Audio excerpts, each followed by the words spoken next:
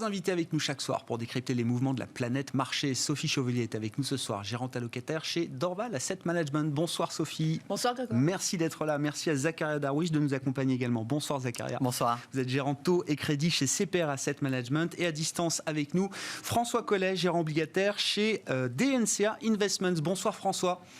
Merci beaucoup d'être avec nous. Commençons avec vous, François, le sujet des taux, évidemment. Jérôme Powell et Janet Yellen se sont exprimés encore aujourd'hui devant les membres du Congrès, la commission bancaire du Sénat, précisément. Qu'est-ce que vous retenez, François, à ce stade de la position et de la communication de la Réserve fédérale américaine, sachant qu'on est dans un dialogue de sourds, un bras de fer entre Powell et les marchés, puisque si on constate une accalmie sur les taux longs américains depuis quelques jours, on voit quand même que les investisseurs intègrent à horizon 2023 quelques hausses de taux directeurs de la Réserve fédérale américaine, là où la Fed continue de nous dire qu'il n'y en aura pas. Oui, effectivement, Grégoire. On a cette divergence qui est entre les marchés et la Fed, qui s'explique assez facilement, en fait, pour plusieurs raisons. La première, déjà, c'est que le rôle des marchés, c'est d'anticiper. Et donc, le marché est souvent en avance par rapport à la Fed. Ça a été le cas lors du précédent cycle de hausse de taux. Ça a également été le cas lorsque la Fed a baissé ses taux en 2019 ou même en début d'année 2020. Où le marché anticipait déjà des baisses de taux de la Fed avant qu'elle ne le fasse. Mais la grosse différence, c'est effectivement le marché est là pour anticiper, alors que la Fed, elle a une attitude qui est beaucoup plus, je dirais, prudente. Elle attend de voir pour croire la reprise économique. C'est vraiment ça qu'il faut entendre dans le discours de la Banque centrale. Ils anticipent une croissance plus forte, puisque la Fed a révisé son objectif de croissance à 6,5% pour cette année.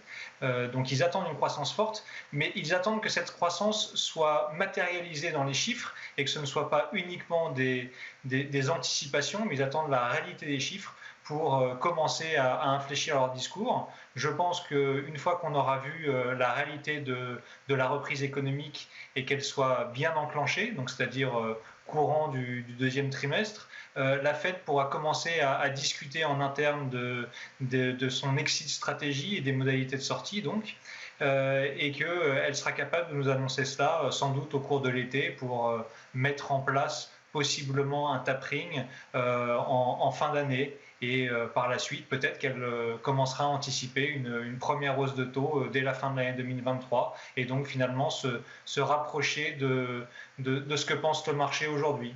Alors le marché est peut-être un petit peu extrême par rapport à l'écart aujourd'hui entre les anticipations des marchés et ce que nous dit la Fed est très important. La vérité se situe sans doute quelque part entre les deux. Une nouveauté du côté de la Réserve fédérale américaine, François, c'est qu'elle a modifié quand même sa stratégie et sa fonction de réaction par rapport au cycle de hausse de taux précédente ou par rapport au mouvement de taux précédent. Il y a quand même l'idée que la Fed nous dit qu'elle ne fera rien pendant longtemps et qu'elle est prête à laisser l'économie surchauffer, peut-être au-delà de ce que le marché imagine.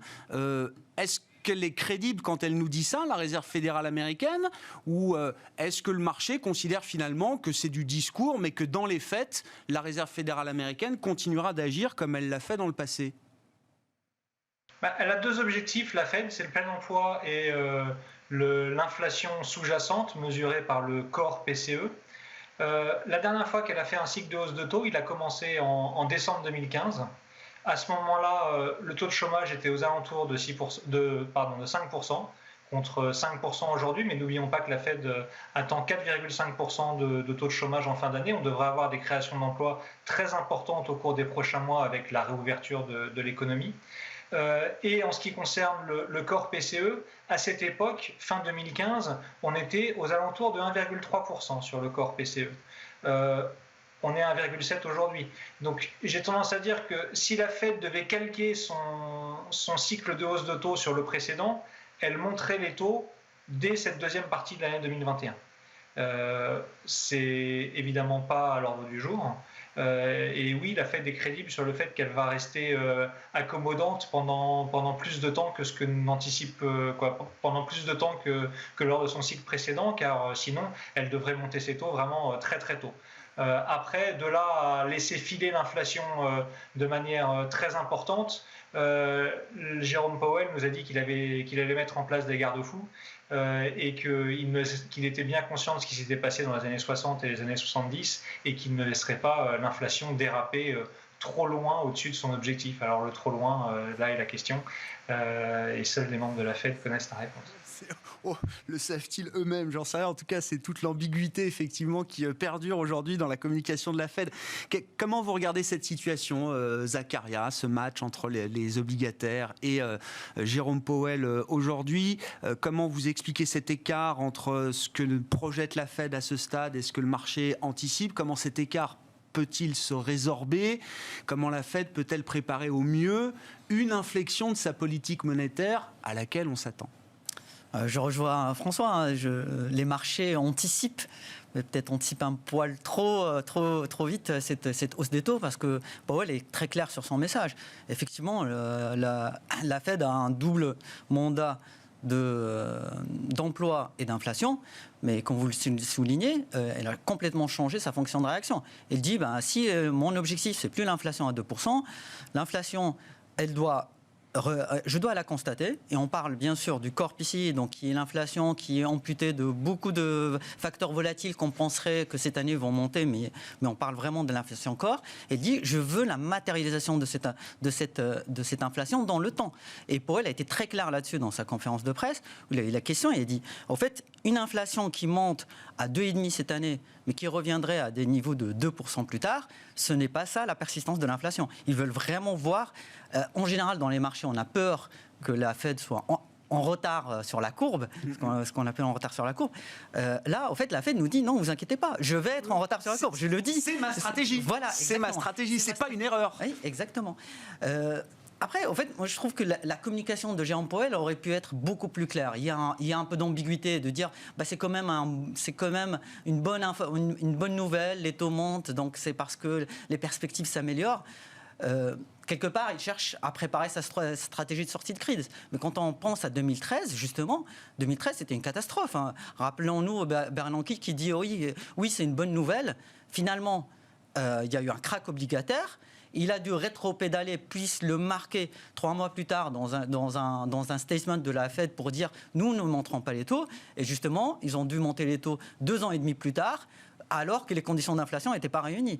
Donc, on a l'impression que c'est une préparation de la part de la Fed pour une sortie de crise, mais c'est peut-être une fausse bonne idée parce que quelque part, elle paye en capital crédibilité. Ouais. Et là, je pense que dans les prochaines semaines, voire les prochains mois, ce qu'on devrait voir, peut-être un scénario bis repetita de 2013, où la Fed viendrait souligner encore plus, justement, c'est que voilà l'inflation. Parce que ce qu'il faut voir, ce qu'il va y avoir devant nous, c'est que l'inflation, les headlines, l'inflation globale va monter, parce qu'on a eu une année 2020 catastrophique, les prix de l'énergie ont bien baissé, donc là il y a des effets de base qui font que l'inflation va ressortir à des chiffres incroyables, 2,5, 2,6, 2,7, et du coup il va bien falloir que la Fed clarifie vraiment sa position pour dire non, mais en fait les 2,7 c'est transitoire, on pense que les éléments qui sont structurels ne sont peut-être pas encore là, et du coup, il n'y a pas de hausse de taux à court terme, et ça sera vraiment fin 2023 ou début 2024. Est-ce que, avant même de parler de hausse de taux, est-ce qu'il faut se préparer cette année à une inflexion du programme de rachat d'actifs, par exemple? La Fed achète 120 milliards de dollars par mois, 80 milliards de treasuries. Est-ce que là, c'est aussi un sujet de marché, Zakaria? Je pense là, ça va rejoindre, et on s'en réjouit pour l'économie américaine, le fait que Janet Yellen, donc ancienne banquière centrale, soit au Trésor aujourd'hui. Je pense qu'il y a une coordination de politique monétaire et politique fiscale, parce que le gros sujet, ça va être le financement de la relance fiscale. Il y a le budget à 1900 milliards, qui est voté et qui est quelque part budgété, mais le projet d'infrastructure, le deuxième projet à 3 000 milliards, sur lequel quelques chiffres commencent à sortir, là, il y a clairement un sujet de financement. Et donc, est-ce que la Fed doit avoir un impact quelque part sur les taux pour les maintenir sur des niveaux qui restent très favorables pour le financement? Et donc, on pourrait imaginer un changement de programme, par exemple, pour liquider des maturités, un sorte de programme twist. On liquiderait les maturités, on ciblerait plus les maturités longues pour éviter une quantification trop haute de la courbe des taux. On peut imaginer des choses de ce type-là à un horizon moyen. Mais cela, je le répète encore une fois, ça va dépendre de la politique fiscale, du deuxième programme et comment il va être financé. Bon, effectivement, c'est le sujet du jour, c'est ce plan d'infrastructure. Ça y est, on a une date, ce sera mercredi prochain, le 31 mars, à Pittsburgh. Joe Biden présentera donc son programme d'infrastructure, c'est Build Back Better, c'est ça, c'est le motto du plan Biden sur les infrastructures. Le chiffre, vous l'avez évoqué, 3 000 milliards de dollars, c'est le montant qui circule aujourd'hui. Tout ça nous donne quand même une stratégie de politique monétaire, de politique budgétaire ultra agressive, Sophie. Je ne sais pas comment vous regardez tout le charbon que les États-Unis sont en train de mettre dans la locomotive aujourd'hui. Oui, c'est ce qu'on appelle l'exceptionnalisme américain. C'est vrai que la capacité de réponse des États-Unis dans cette phase est exceptionnelle, lui donne bien entendu un avantage majeur dans le pilotage de cette crise et de la sortie de crise. Aidé effectivement par la coordination politique monétaire, politique budgétaire, avec à ce jour aucun dérapage. Je ne suis pas persuadée qu'on puisse faire l'économie d'une normalisation obligataire qui passera potentiellement par une correction obligataire à un moment du jeu, mais pour l'instant c'est un sans faute. Donc, et ce sera pour la bonne cause. Ça se voit. Oui, ce sera. La bonne cause, en fait, quand on revient sur toutes ces questions de est-ce que la Fed fait bien, je pense que la Fed a aussi dans le viseur, alors certes, un taux de chômage qui paraît surprenamment bas, 4,5, mais c'est surtout une question de taux de participation. C'est-à-dire que le taux de participation reste extrêmement faible. Il a énormément baissé aux États-Unis. Et c'est ça que la Fed a dans le viseur. Et il ne peut pas y avoir de surchauffe des salaires tant que le taux de participation n'est pas remonté. Il y a beaucoup de gens qui aujourd'hui sont sortis de l'emploi, qui vont revenir en situation de demandeur d'emploi, donc ils vont essayer de rejoindre le marché de l'emploi. Et ça, c'est un processus qui prend du temps, bien entendu. On l'a vu au moment de la sortie de crise 2008-2009. Donc, et on n'a pas eu de tension salariale réelle dans les 10 années qui ont suivi. Donc, même si le taux de chômage facial baisse beaucoup, c'est pas si évident. Donc la Fed est bien dans cette optique-là. Et bon, mais le marché normalisera bien avant, et le marché a déjà commencé sa marche de normalisation. Ouais. Ce qui est frappant quand même quand on regarde la stratégie américaine, on en parlait hier, alors, c'est pas nouveau, mais il y a l'idée d'effacer ce narratif de stagnation séculaire. Ça, on n'en veut plus. On a vécu avec peut-être un policy mix sous-optimal ces dernières années. Ça, aux États-Unis, le constat est très clair là-dessus. On n'en veut plus. On veut reconstruire le potentiel de croissance avec, évidemment, il faut en parler, la Chine en ligne de mire. C'est-à-dire que derrière, il y a cet affrontement séculaire avec la Chine et l'idée qu'on ne veut pas être rattrapé par la puissance chinoise. C'est comme ça qui guide la stratégie américaine aujourd'hui, Sophie. Alors, deux constats, peut-être un constat sur la sortie de stagnation séculaire et l'enjeu climatique. Il y a peut-être une légère contradiction. Mais je ne doute pas que les États-Unis aient envie d'en sortir. Enfin, tout le monde a envie d'en sortir, ouais. Parce que la stagnation séculaire, donc une faible croissance durable... Il y a ceux qui se donnent les moyens de le faire et ceux qui ont peut-être moins de moyens pour le faire. Bien entendu, on peut amorcer la pompe très très fort, mais il n'est pas certain que ce soit durable. Ouais. Parce que derrière le ralentissement du potentiel économique, il y a aussi d'autres enjeux qui sont des enjeux démographiques. Enfin bon, c'est pas qu'une question de volontarisme. Et puis après, effectivement, il y a tout ce débat. Moi, ce qui m'a beaucoup surprise, c'est finalement la position de Joe Biden vis-à-vis de la Chine. Parce que c'est vrai quand on parlait en amont de l'élection, on se disait la situation sino-américaine sera plus prédictible.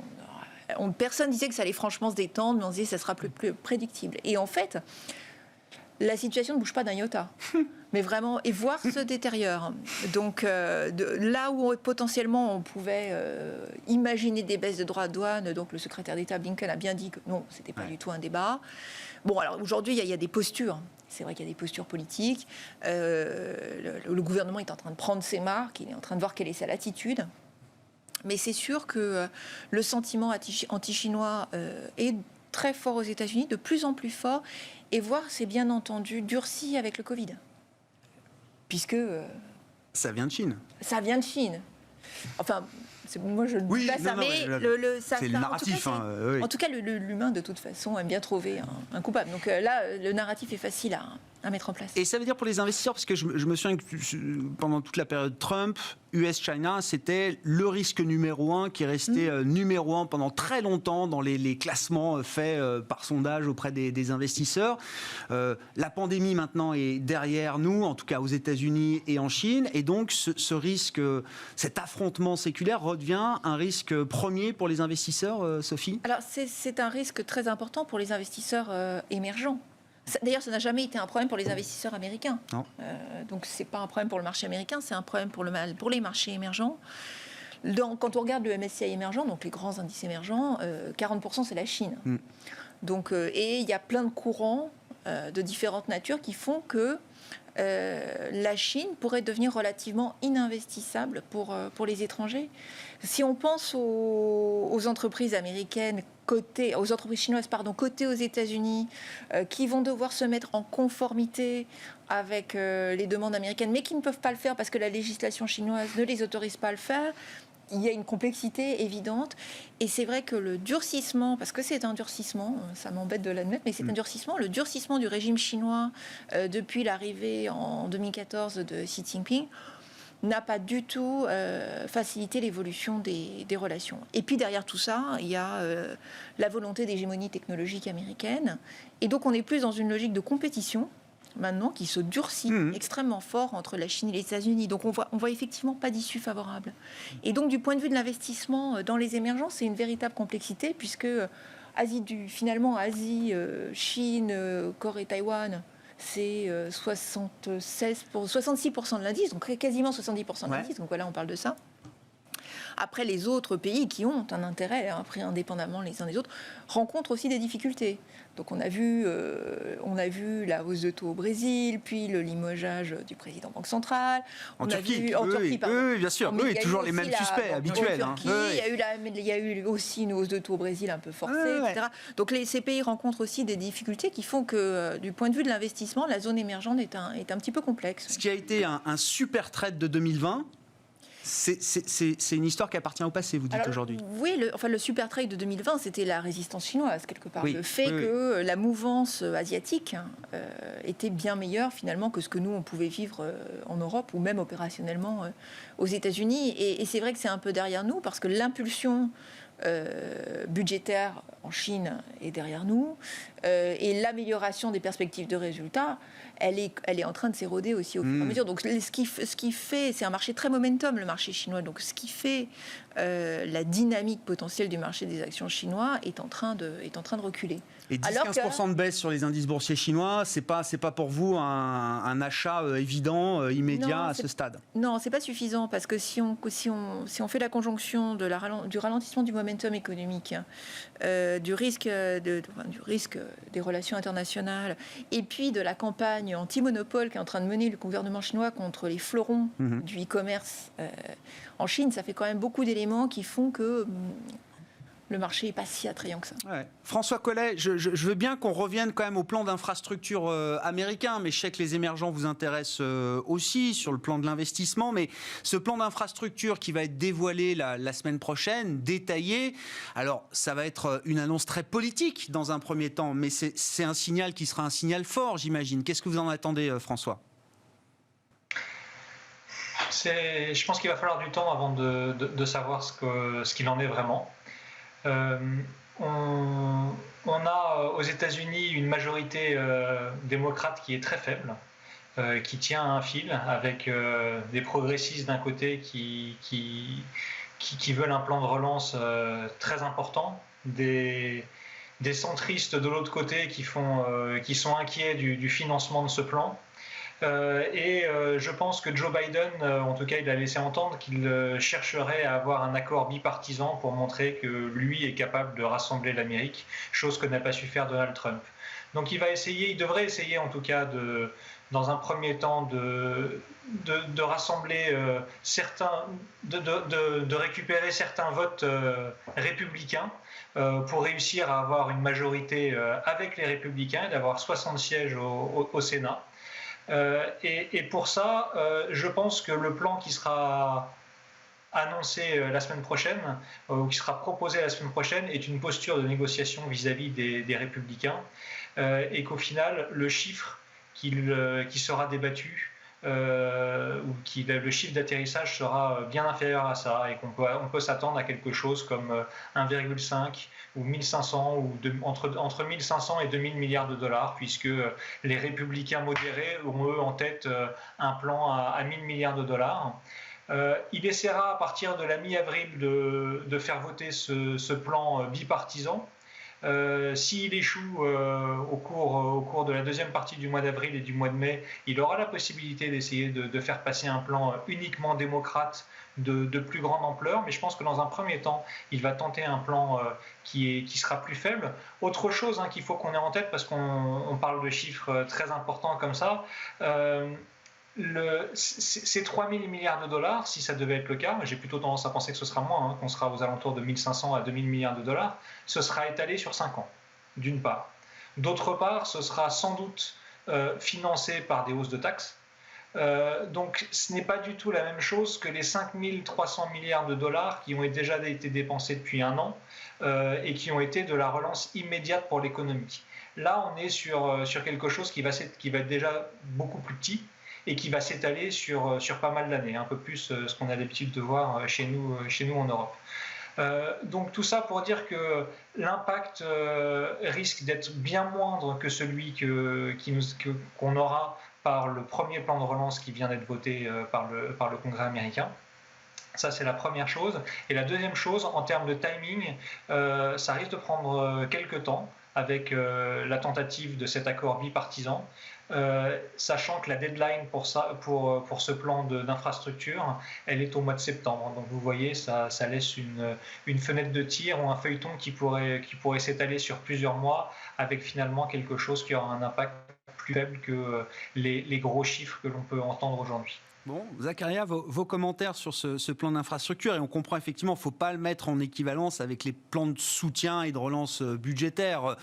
Ce sera sans doute beaucoup plus délayé dans le temps, avec un timing législatif peut-être plus compliqué et un effet moins percutant, on va dire, sur l'économie. Et alors, je lisais dans une excellente note des stratégistes de CPR Asset Management, il faut avoir en tête que l'État fédéral américain a assez peu de grippe, de levier en fait, sur les infrastructures qui appartiennent pour bonne partie d'entre elles aux États fédérés. En fait. Donc ça passe aussi par une négociation entre l'État fédéral, l'administration et les États fédérés qui sont les véritables exploitants souvent de ces infrastructures et propriétaires aussi de ces infrastructures. Exactement, et c'est ça qui fait qu'au final, on n'a pas une mesure exacte du temps ni de la forme que prendra in fine ces dépenses infrastructures ou de façon plus générale.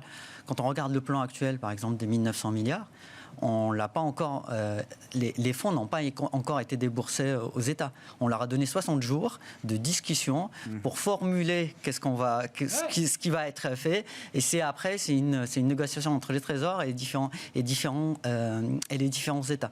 Et c'est la même chose du point de vue de l'infrastructure. Et donc, en fait, de façon plus large, là où je rejoins vraiment François, c'est que en fait, ce n'est pas fait. Et ça explique peut-être la posture de la Fed. C'est que ce plan à 3 milliards, il est loin d'être fait. Parce que d'une part, justement, il y a cette volonté de faire un accord bipartisan, mais aussi, il faut voir que la majorité démocrate, elle n'est pas acquise, parce que il y a un sénateur, oui, le fameux Muchin, donc qui est démocrate, centriste, on ne sait pas trop, qui a fait capoter le salaire minimum à $15. Un démocrate modéré, mais qui n'est pas pour toutes les propositions du démocrate Biden. Et il sent que c'est son heure de gloire. Ça. Ouais. Il est vraiment l'homme clé dans la situation pour assurer cette majorité. Et donc, si on n'a pas, si on a une majorité qui tient à si peu en pratique, on ne peut pas faire passer de gros plans. Peut-être que ça prendra du temps, peut-être que ça sera...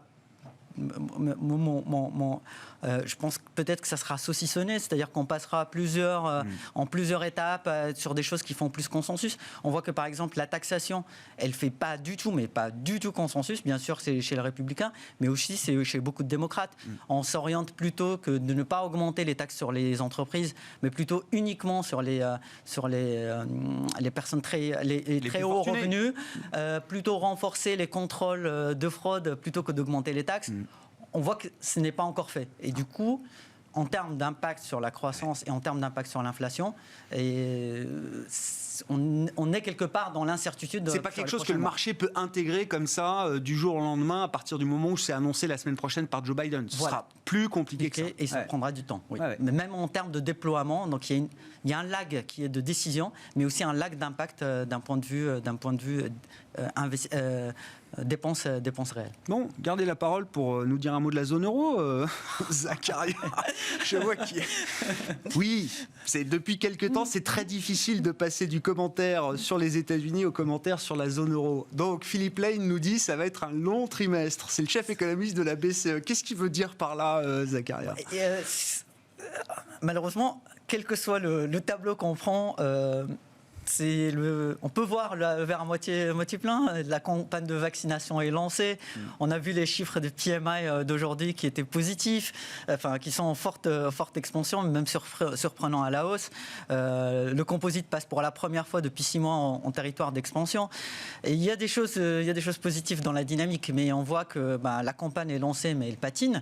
Et justement, pas tiré de la comparaison avec les États-Unis, 120 millions de doses administrées aux États-Unis. En France, on est à 8 millions, donc rapporté à la population, donc on a le 1 tiers versus à peine 10%.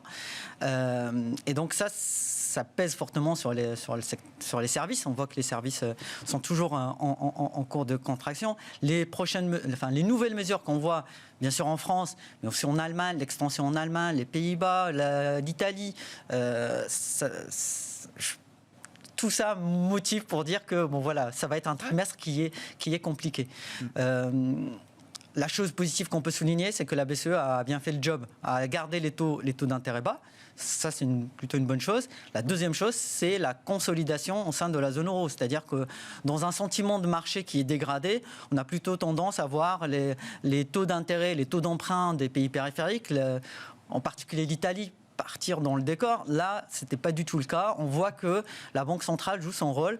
Elle permet le financement et elle permet le financement de tous les pays de la zone pour faire de la relance fiscale. La relance fiscale reste quand même, il y a des choses qui ont été votées, mais ça reste très timide. On est trop timide. On est clairement, il y a clairement un mismatch entre ce que nous apporte la politique monétaire en termes de marge aussi d'action, et ce qui est réellement fait au niveau de la zone sur des plans de relance, sur des budgets à 7 ans qui sont hyper difficiles à mettre en place, sur lesquels les projets sont retoqués, il y a des discussions très politisées et qui prennent beaucoup de temps à se mettre en place, et donc dont l'impact sera visible dans quelques années. La chose qu'on voit en fait ressortir de plus en plus, peut-être le salut sur le long terme, viendrait peut-être de l'économie verte. On voit des choses qui sont... on a eu l'annonce de Volkswagen pour justement accélérer son programme d'achat. Volkswagen, c'est quand même c'est une très grosse capitalisation, c'est 25% des parts de marché en zone euro. Quand il dit qu'il passe à l'électrique, ça crée des emplois, ça crée de la dépense d'infrastructures et ça améliore la technologie, donc tout ce qui est bon pour la croissance à long terme. Et ça, si on voit ce mouvement-là s'accélérer, c'est quelque chose qui peut être bénéfique pour la zone. Sophie Chevelier, quand on parle de la zone euro, quand il s'agit d'investir en Europe, est-ce que l'espoir est la seule stratégie qu'on peut avoir, ce qui n'est pas forcément une bonne nouvelle, ou est-ce que c'est un cas d'investissement qui présente encore de l'intérêt? C'était le cas d'investissement qui avait tout pour plaire en début d'année, et j'ai l'impression qu'en 3 mois, on en est quand même un peu revenu. Même si les indices boursiers n'ont pas démérité. Voilà. Alors, on a effectivement une pause. On a une pause, et cette pause coïncide avec la lenteur. Chaque mot est choisi aujourd'hui quand on parle de la situation en zone euro. Non, mais ça montre bien l'inconfort qu'on a un peu tous à commenter. Oui, non, donc effectivement, on a une pause boursière en Europe qui coïncide avec la pause de la vaccination. Moi, je pense que c'est juste une question de patience. J'aurais pas un jugement aussi aussi sévère dans la mesure où il y a beaucoup de choses qui ont été faites en France en Europe au niveau national. Alors c'est vrai que les chiffres collectifs sont toujours hyper décevants. C'est sûr que quand on annonce un plan de 750 milliards sur 10 ans qui sera déboursé, bon ça il faut oublier. Et c'est pas ça la dynamique française. La dynamique française c'était le fait qu'on peut mettre en place du chômage provisoire, qu'on a des réponses qui sont rapides et on en discutait hors antenne. C'est vrai quand même en France, même si c'est pas ce qui ressort le plus souvent des discussions, le niveau de vie des ménages n'a pas baissé. Il est maintenu. Bien sûr. Tout a été préservé. Et c'est quand même un tour de force. Oui. C'est quand même un tour de force. Maintenant, c'est vrai que ça a été fait. Alors, c'est le cas en France. Ce n'est pas le cas en Italie. Ce n'est pas le cas en Espagne. Mais c'est quand même... Il y a beaucoup de choses qui ont été faites au niveau national qu'on peut quand même reconnaître. Et les entreprises ne vont pas si mal en Europe. Et ça veut dire que l'intensité de la reprise, quand la réouverture sera là... Le taux d'épargne a explosé. Le taux d'épargne des ménages a explosé. En France, le taux d'épargne est toujours relativement élevé. On est à 15%. Normalement, là, on est passé à plus de 30%. Donc, il y a dans ce taux d'épargne, il y a une épargne de précaution, mais pas que. Et donc, il y a vraiment une épargne de contrainte qui vient du fait que les gens ne peuvent simplement pas sortir. Donc, pour moi, c'est plus une question de patience. Et je pense que les chiffres aujourd'hui de la reprise dans les services en Grande-Bretagne étaient extrêmement encourageants. C'est le pays en Europe qui a effectivement mieux géré sa campagne vaccinale, bon, pour des raisons dont on peut débattre pendant des heures, mais enfin, en tout cas. Et effectivement, ce qu'on observe, c'est que quand la campagne vaccinale avance, eh bien, les services reprennent et les gens consomment et les gens sortent, etc. Donc, c'est également ce qui nous attend. Et c'est vrai que Philippe Lane le dit très bien, ça va être long. Le T2 est long, mais on arrivera au bout du deuxième trimestre à un moment. Et boursièrement, effectivement, au début d'année, envolée des cycliques par rapport aux défensifs. Et là, depuis une quinzaine de jours, très forte surperformance des défensives avec effectivement un retour en arrière des cycliques. Je crois qu'en performance relative, on a lâché à peu près pas loin de 10% de perf relative quand même. Ouais. Donc c'est un mouvement qui a été très très rapide. Mais ça ne veut pas dire que cette rotation est terminée. D'accord. Voilà. Et ça, je pense que c'est ce qu'il faut retenir, c'est qu'il y a encore de la place, parce qu'il y a encore de la place. D'accord. Voilà. C'était ma question en fait. Bien sûr. Le stay-at-home a été massivement joué. Avec les vaccins, on a joué la réouverture, le cycle. Voilà. Est-ce qu'on était au bout de cette histoire ou pas? Non. Mais je voulais sortir du Europe bashing. Oui, mais voilà. Avec grand plaisir. On essaye tous de naviguer, de serpenter pour pas tomber dans l'Europe bashing. Pas de souci. La cohésion européenne toujours un peu décevante, mais malgré tout, le cycle reprend et il va reprendre malgré ça. Bon, malgré nous. Après, juste quand même, petite aparté, Zacharia, je vous laisse commenter, mais on parlait des États-Unis tout à l'heure. Non seulement les États-Unis, c'est ce qu'on voit sur les perspectives économiques, non seulement les États-Unis retrouvent le niveau de PIB de 2019, nous aussi on va retrouver le niveau de PIB de 2019 un jour. Oui, mais sauf que les États-Unis ne s'arrêtent pas là. C'est-à-dire que les États-Unis, l'an prochain, ils retrouvent la trajectoire de création de richesse qu'ils avaient avant la crise. C'est-à-dire que c'est ça le vrai output gap. C'est quel niveau de richesse on aurait atteint si on n'avait pas traversé cette crise. Les États-Unis, non seulement ils vont le retrouver, mais ils vont le dépasser. Et ça, nous, cet horizon-là, en Europe, nous disent les économistes, c'est un horizon qu'on n'a pas. Bon, voilà. Non, mais pour regarder quand même les choses en face, Zacharia.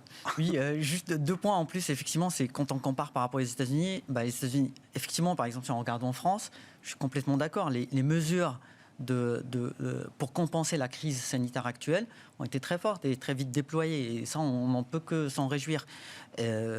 Comme aux États-Unis, sauf que les États-Unis, pareil, ils ne s'arrêtent pas là, ils relancent avec un plan de relance. C'est quelque chose qu'on fait, mais qui est beaucoup plus modeste, beaucoup trop timide par rapport à l'économie. Nous, l'ambition, c'est de revenir à la situation d'avant. On a l'impression qu'aux États-Unis, l'ambition, c'est justement de sortir de la situation pandémique, de sortir de la situation d'avant et d'aller encore plus loin. Sachant que eux, leur croissance potentielle, c'est 1,9-2%. Donc la tendance à long terme, c'est 2% de croissance par an. En zone euro, c'est malheureusement autour de 1. Donc il y a des choses à faire. Et aussi en termes de performance des actifs, on voit aussi que ce passage cyclique défensif aux États-Unis, zone euro, il y a les taux aussi qui arrivent en même temps. C'est-à-dire que en Europe, les taux ont monté. Du coup, le secteur bancaire, par exemple, a bien performé. Les taux, alors qu'aux US, le Nasdaq a fortement souffert et les valeurs techno en général. Les taux rebaissent en zone euro, les bancaires sous-performent. et du coup, on retrouve la surperformance des États-Unis. Donc, on a l'impression aussi que c'est devenu les taux... En tout cas, sur le temps restant, voilà, c'est les taux qui pilotent la performance des actifs. Clairement. Et c'est pour ça aussi que les banques centrales, justement, surtout aux États-Unis, on ne peut pas faire n'importe quoi sur les anticipations. On ne peut pas ignorer les anticipations des taux à court terme. Ouais. Bon, François Collet, on va conclure avec vous sur la zone euro. Qu'est-ce que vous voulez ajouter à la discussion sur la stratégie européenne, de la Banque centrale, des États sur le plan budgétaire ? Bon, je pense que tout a été dit sur la zone euro et que vous avez assez bien résumé les choses. Je dirais quand même que on a la perspective de plus de croissance. Cette perspective de plus de croissance, elle n'est que repoussée. Effectivement, le plan de relance est moins important que celui qui est fait aux États-Unis. Néanmoins, il faut voir qu'il a pour but de relancer la croissance potentielle, chose qui n'est pas le cas du plan de relance américain. Il faut y adjoindre les plans de relance qui sont faits par les divers gouvernements nationaux également. Et enfin, dernier point pour faire la comparaison avec les États-Unis et le fait qu'effectivement ils comblent leur output gap plus vite. Attention avec les comparaisons avec le précédent cycle. Le précédent cycle a été l'un des plus longs qui a existé, on en parlait en 2019, mais c'était également l'un des plus lents. Ce cycle est l'un des plus rapides, puisqu'on est sur un rythme de croissance qui va être aux alentours de 6,5 cette année. Ça risque en contrepartie d'être l'un des plus courts. Les États-Unis leurs plans de relance ont été très importants pour relancer la demande, notamment par les chèques aux ménages.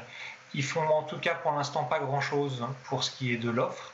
Et vous savez qu'à moyen terme, la croissance, elle est dictée par l'évolution de l'offre, par l'évolution de la production et de la productivité.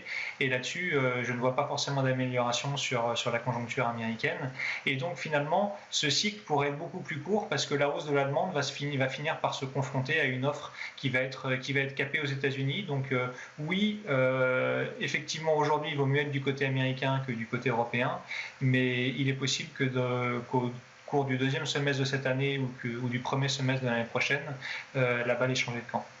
Bon, intéressant débat à poursuivre, évidemment. Merci à vous trois, merci d'avoir été les invités de Planète Marché ce soir. François Collet, gérant obligataire chez DNCA Investment, Sophie Chevelier, gérante allocataire chez Dorval Asset Management et Zakaria Darwish, gérant taux et crédit chez CPR Asset Management, qui étaient les invités de Planète Marché dans Smart Bourse ce soir sur Bismart.